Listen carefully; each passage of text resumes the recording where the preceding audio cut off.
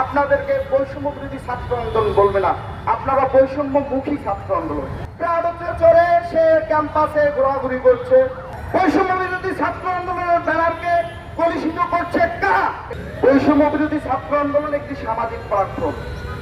এই সামাজিক প্ল্যাটফর্মে বৈষম্য বিরুদ্ধে এদেশের সকল ছাত্র, যুব জনতা ঐক্যবদ্ধভাবে আন্দোলন করেছে, সংগ্রাম করেছে।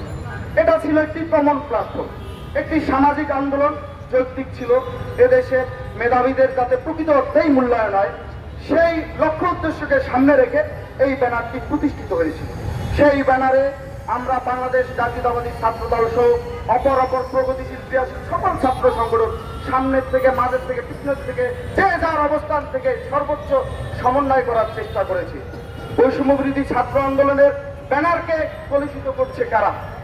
বৈষম্য বিরোধী ছাত্র আন্দোলনের ব্যানারকে কলুষিত করছে কারা? এটা আমাদের প্রশ্ন।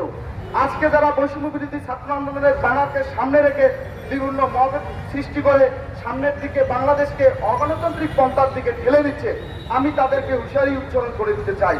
আজকে থেকে বাংলাদেশ জাতীয়তাবাদী ছাত্র দল আপনাদেরকে বৈষম্য বিরোধী ছাত্র আন্দোলন বলবে না, আপনারা বৈষম্যমুখী ছাত্র আন্দোলন।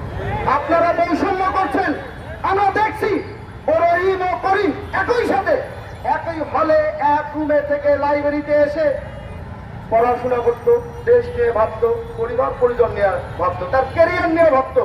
কিন্তু 5 আগস্ট পরবর্তী সময়ে দেখা গেল রহিম সুযোগের অভাবে সব ছাড়ার চেষ্টা করেছে মাত্র।